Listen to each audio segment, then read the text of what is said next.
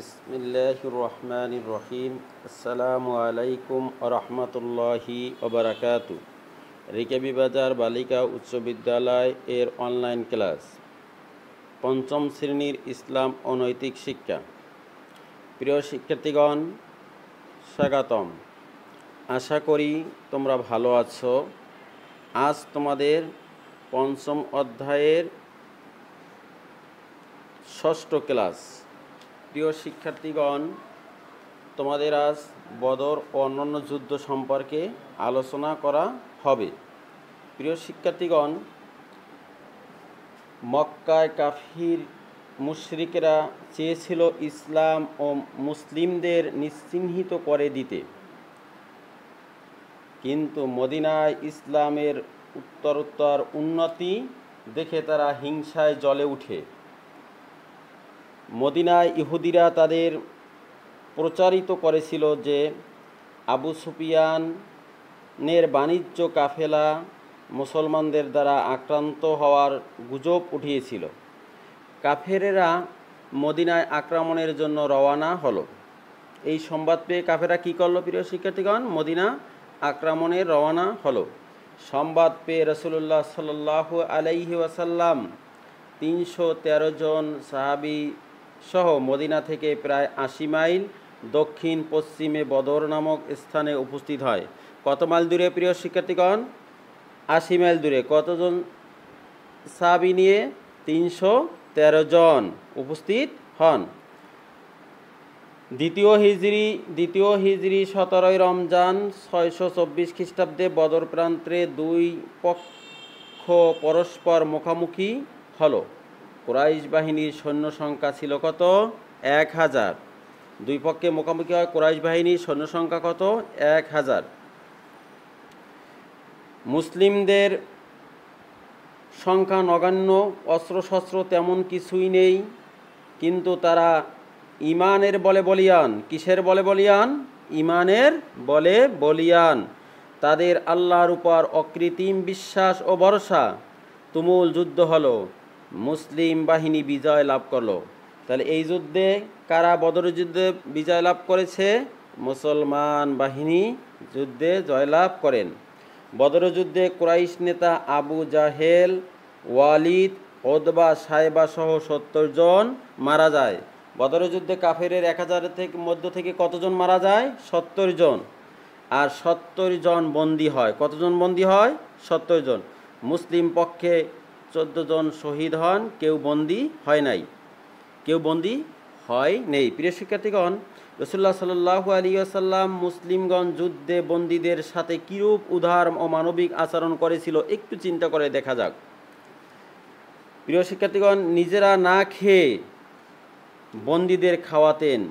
রাসূলুল্লাহ সাল্লাল্লাহু আলাইহি ওয়াসাল্লামের আদেশ পালন করে তারা খাওয়াচ্ছেন। নিজেরা পায়ে হেঁটে বন্দীদের বাহনের ব্যবস্থা করে দিলেন। বন্দী মুক্তির চমৎকার ব্যবস্থা করেছিলেন রাসূলুল্লাহ সাল্লাল্লাহু আলাইহি ওয়াসাল্লাম।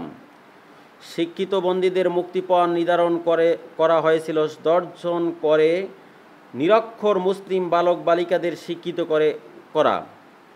এটি শিক্ষা বিস্তারের রাসূল পাক সাল্লাল্লাহু আলাইহি ওয়াসাল্লাম প্রচেষ্টার অংশ। প্রিয় শিক্ষার্থীগণ, রাসূল পাক সাল্লাল্লাহু আলাইহি ওয়াসাল্লাম শিক্ষা বিস্তারের জন্য কীরকম প্রচেষ্টা করে গেছে। এই যুদ্ধে ইসলামের ইতিহাসে একটি যুগান্তকারী ঘটনা। স্বল্প সংখ্যক মুসলিম বাহিনীর হাতে কাফেরদের বিরাট বাহিনী পরাজিত। এতে কাফেরদের মনে ভীতি সঞ্চয় হয়। প্রিয় শিক্ষার্থীগণ, বদরের যুদ্ধে শোচনীয় পরাজয়ের পরও কাফেররা দমে গেল না। তারা প্রতিশোধ নেওয়ার জন্য মুসলমানদের বিরুদ্ধে বারবার আক্রমণ চালাতে লাগলো। এর উহুদ, খন্দক এর যুদ্ধে ছিল ভয়াবহ। এসব যুদ্ধ মুসলমানদের বিজয়ী হলেও উহুদ যুদ্ধে সামান্য ভুলের জন্য মুসলমানদের অনেক ক্ষতি হয়েছিল। 70 জন সাহাবা শাহাদাত বরণ করেছিল। কতজন? উহুদের যুদ্ধে কতজন সাহাবা শাহাদাত বরণ করেছিল? 70 জন। প্রিয় শিক্ষার্থীগণ, এটার জন্য তোমাদের মনে থাকে, এটা তোমাদের পরীক্ষায় অত্যন্ত গুরুত্বপূর্ণ একটি প্রশ্ন আসার মতন। প্রিয় শিক্ষার্থীগণ, এখন আমরা আলোচনা করব হুদাইবিয়ার সন্ধি। কোনটা নিয়ে আলোচনা করব? হুদাইবিয়ার সন্ধি। প্রিয় শিক্ষার্থীগণ, হিজরি 6 সনে 628 খ্রিস্টাব্দে রাসূলুল্লাহ সাল্লাল্লাহু আলাইহি ওয়াসাল্লাম ওমরা পালনের উদ্দেশ্যে 1400 সাহাবী সহ মক্কা যাত্রা করেন। মক্কার 9 মাইল দূরে হুদাইবিয়া নামক স্থানে উপনীত হন। কুরাইশরা ওমরা পালনে বাধা দেয়। রাসূলুল্লাহ সাল্লাল্লাহু আলাইহি সাল্লাম জানালেন যে আমরা যুদ্ধের জন্য আসিনি, শুধু ওমরা করেই চলে যাব। কিন্তু কুরাইশ তাদের রাজি হলো না। রাসূলুল্লাহ সাল্লাল্লাহু আলাইহি সাল্লাম মক্কাবাসীদের কাছে ওসমান রাদিয়াল্লাহু তাআলাকে দূত হিসাবে পাঠান। তার ফিরে আসতে বিলম্ব হওয়ায় তিনি শহীদ হয়েছে বলে রব ওঠে। রাসূলুল্লাহ সাল্লাল্লাহু আলাইহি সাল্লাম মুসলমানদের থেকে এই হত্যার প্রতিশোধ নেওয়ার শপথ নেন। কাফেররা ভীত হয়ে ওসমান রাদিয়াল্লাহু তাআলাকে ফেরত পাঠিয়ে দেন এবং সুহাইলা আমরকে সন্ধির প্রস্তাব পাঠান। 10 বছরের জন্য সন্ধি হয়। এই সন্ধির প্রস্তাব পাঠানোর পর কয় বছরের জন্য সন্ধি হয়েছিল? 10 বছর। এটি হুদাইবিয়ার সন্ধি নামে পরিচিত। প্রিয় শিক্ষার্থীগণ, সন্ধির শর্তগুলোর মধ্যে অন্যতম শর্ত ছিল কয়টি? অন্যতম শর্ত ছিল 2টি। মুসলমানগণ এবছর ওমরা না করে ফিরে যাবে, আগামী বছর নিরস্ত্রভাবে 3 দিনের জন্য আসবে। শর্তে কিন্তু মুসলমানদের বিপক্ষ হলো, এটা মুসলমানদের পক্ষে আল্লাহ রাব্বুল আলামিন করে দিয়েছিলেন। কোনো মক্কাবাসী মদিনায় আশ্রয় নিলে তাকে, যদি মদিনায় আশ্রয় নেয় তাকে মক্কায় ফেরত দিতে বাধ্য থাকবে। কিন্তু কেউ মদিনা থেকে মক্কায় আসলে তাকে ফেরত দেওয়া হবে না। আরবের যে কোনো গোত্র দুপক্ষের যে কোনো সাথে মিত্রতা করতে পারবে ইত্যাদি। প্রিয় শিক্ষার্থীগণ, এই সন্ধিতে মুসলমানদের আল্লাহ রাব্বুল আলামিন প্রকাশ্যে একটা বিজয় দিয়েছিলেন। এবার আসো আমরা মক্কা বিজয়।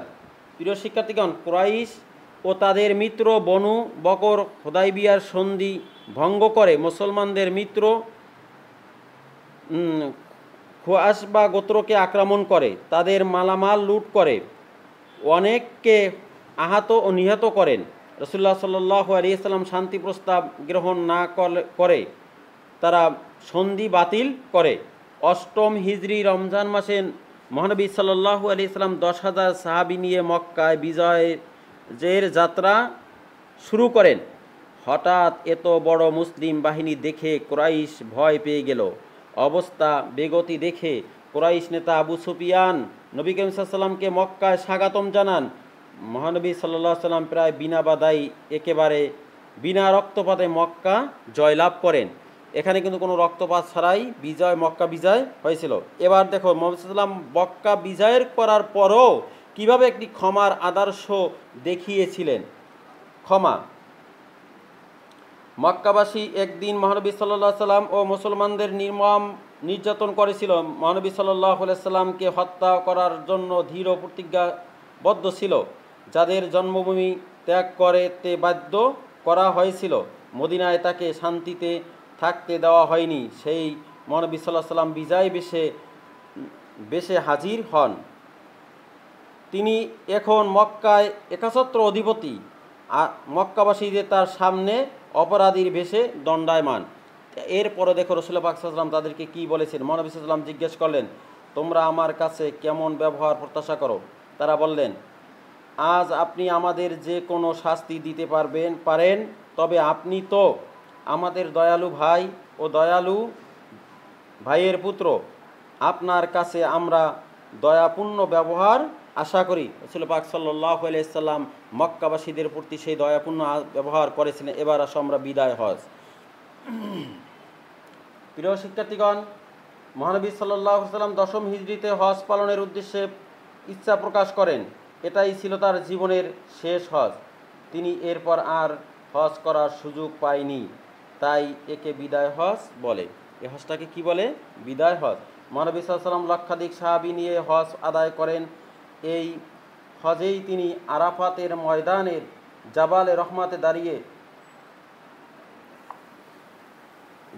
রহমাতে দাঁড়িয়ে উপস্থিত জনতার উদ্দেশ্যে এক মর্মস্পর্শী ভাষণ দেয়। এটি ইসলামের ইতিহাসে বিদায় হজের ভাষণ নামে খ্যাত। এই ভাষণে মহানবী সাল্লাল্লাহু আলাইহি ওয়াসাল্লাম সমবেত লোকদের উদ্দেশ্যে অনেক মূল্যবান কথা বলেছিলেন। প্রিয় শিক্ষার্থীগণ, সেই মূল্যবান কথাগুলো থেকে আমি এখন তোমাদের সামনে বর্ণনা করছি। সকল মুসলমান পরস্পর ভাই ভাই, আল মুসলিমুল আখিল মুসলিম, এক মুসলমান অপর মুসলমানের ভাই। আজকের দিন এমতো অবস্থায় যেমন পবিত্র, তেমনি তোমাদের পরস্পরের জান ও মাল ও ইজ্জাত আবরু পরস্পরের নিকট পবিত্র। প্রিয় শিক্ষার্থীগণ, তারা কি বলেছিলেন? অধীনস্থদের সাথে ভালো ব্যবহার করবে। প্রিয় শিক্ষার্থীগণ, তোমাদের অধীনস্থ লোকদের সাথে কি ব্যবহার করবে? ভালো ব্যবহার করবে। তোমরা যা খাবে তাদেরকে তা খাওয়াবে, তোমরা যা পড়বে তাদেরকেও তাই পড়াবে। প্রিয় শিক্ষার্থীগণ, একের অপরাধের জন্য অন্যকে শাস্তি দেবে না। প্রিয় শিক্ষার্থীগণ, যদি যে অপরাধ করবে তাকেই শাস্তি দিতে হবে, অন্যকে শাস্তি দেওয়া যাবে না। ঋণ পরিশোধ করতে হবে। সর্বপ্রকার সুদ হারাম করা হলো, সকল সুদের পাওনা বাতিল করা হলো। 6, নারীর উপর পুরুষের যেমন অধিকার আছে, পুরুষেরও তেমন নারীর উপর অধিকার রয়েছে। 7, জাহিলি যুগের সকল কুসংস্কার ও হত্যার প্রতিশোধ বাতিল করা হলো। আমানতের খেয়ানত করবে না, গুনাহের কাজ থেকে বিরত থাকবে। মনে রাখবে, একদিন সকল আল্লাহর সামনে উপস্থিত হতে হবে, তার কাছেই জবাবদিহিতা করতে হবে। প্রিয় শিক্ষার্থী, কার কাছে জবাবদিহি করতে হবে? আল্লাহর কাছে। প্রিয় শিক্ষার্থীগণ, এরপরে বলল 9 নম্বরে, আমি তোমাদের কাছে আল্লাহর বাণী অর্থাৎ আল কোরআন ও রাসূলের সুন্নাহ হাদিস রেখে যাচ্ছি। তোমরা এই দুটি যতদিন আঁকড়ে থাকবে ততদিন তোমরা বিপদগামী হবে না। আলিয়াউমা আকলামতু লাকুম দীনুকুম আতমামতু রাদিতু বিল্লাহি রাব্বা ওয়া বিল ইসলামি দীনা ওয়া বি মুহাম্মাদিন সাল্লাল্লাহু আলাইহি ওয়াসাল্লাম নবিয়্যিনা রাসূলা। প্রিয় শিক্ষার্থীগণ, তারাকতু ফীকুম আমরাইন লান তাদিল্লু মা তামাসসাকুম বিহিমা কিতাবুল্লাহি ওয়া সুন্নাতুর রাসূল। তিনি যে সুন্নাতে রাসূল অর্থাৎ কোরআন এবং হাদিস রেখে গেছে, এই পথটা আটকে ধরলে আমরা কখনো পথভ্রষ্ট হব না। এরপর রাসূল পাক সাল্লাল্লাহু আলাইহি ওয়াসাল্লাম বললেন, আমি আজ তোমাদের জন্য তোমাদের দ্বীনকে পূর্ণাঙ্গ করে দিলাম। আলিয়াউমা আকলামতু লাকুম দীনুকুম আতমামতু আলাইকুম নি'মা ওয়া রাদিতু লাকুম ইসলাম দীনা। এবং ইসলামকে তোমাদের জন্য একমাত্র জীবন ব্যবস্থা হিসাবে মনোনীত করে না। আমাদের দ্বীন বা জীবন ব্যবস্থার একমাত্র কি? ইসলাম। ইন্নাদ দীনা ইনদাল্লাহিল ইসলাম। এরপরে আসো প্রিয় শিক্ষার্থীগণ, ইন্তেকাল। রাসূল পাক সাল্লাল্লাহু আলাইহি সাল্লাম আমাদের থেকে বিদায় নিয়েছেন। বিদায় হজ থেকে ফেরার পর নবী করিম সাল্লাল্লাহু আলাইহি ওয়াসাল্লাম অসুস্থ হয়ে পড়েন। অবশেষে হিজরি 11 সালের 12 রবিউল আউয়াল তারিখে আল্লাহর শ্রেষ্ঠ এবং সর্বশেষ রাসূল ইন্তেকাল করেন। আমাদের প্রিয় নবী সাল্লাল্লাহু আলাইহি ওয়াসাল্লাম যেমন ছিলেন, মহানবী সাল্লাল্লাহু আলাইহি ওয়াসাল্লাম ছিলেন সর্বোচ্চ চরিত্রের মানুষ। ক্ষমা, উদারতা, ধৈর্য, সহনশীলতা, সততা, সত্যবাদিতা, দয়া, দানে, কাজে, কর্মে, আচরণে, মানবতার ও মহত্বের তিনিই ছিলেন সর্বোত্তম চরিত্র। আমরা এই চরিত্রগুলো যেন আমরা অর্জন করতে পারি। প্রিয় শিক্ষার্থীগণ, আজ তোমাদের জন্য কিছু এই অধ্যায় থেকে সর্বশেষ ক্লাসে আমি তোমাদের কিছু বাড়ির কাজ দিতে চাই, যে কাজগুলো তোমাদের জন্য পরীক্ষা অত্যন্ত গুরুত্বপূর্ণ হিসেবে আসতে পারে। বাড়ির কাজ হলো, কত বছর বয়সে হুদাইবিয়ার সন্ধি হয়? কোরআনে এই সন্ধিকে কি বলা হয়েছে? ফাতহুল মুবিন বলা হয়েছে, কিন্তু এই সন্ধির অন্যতম 3টি শর্ত লেখো। 2 নম্বর প্রশ্ন, মহানবী সাল্লাল্লাহু আলাইহি ওয়াসাল্লামের দয়া সম্পর্কে কি বলেছেন? মহানবী সাল্লাল্লাহু আলাইহি ওয়াসাল্লাম ছিলেন সমগ্র মানব জাতির আদর্শ, তার সম্পর্কে 5টি আদর্শ লিখো। বিদায় হজে কাকে বলে? বিদায় হজের ভাষণ থেকে শিক্ষা নিয়ে তুমি করব এমন 4টি কাজ লিখো। তা তোমার করার মতো এরকম কয়টা কাজ লিখতে হবে? 4টি। প্রিয় শিক্ষার্থীগণ, এরপর 4 নম্বর প্রশ্ন, মহানবী সাল্লাল্লাহু আলাইহি ওয়াসাল্লাম বিদায় হজের ভাষণের 6টি বাক্য লিখো। তাহলে আমরা এই কাজগুলো সুন্দরভাবে বাসায় করব। তোমাদের স্কুল খুললে এইগুলো দেখাবে, আমরা মূল্যায়ন করব।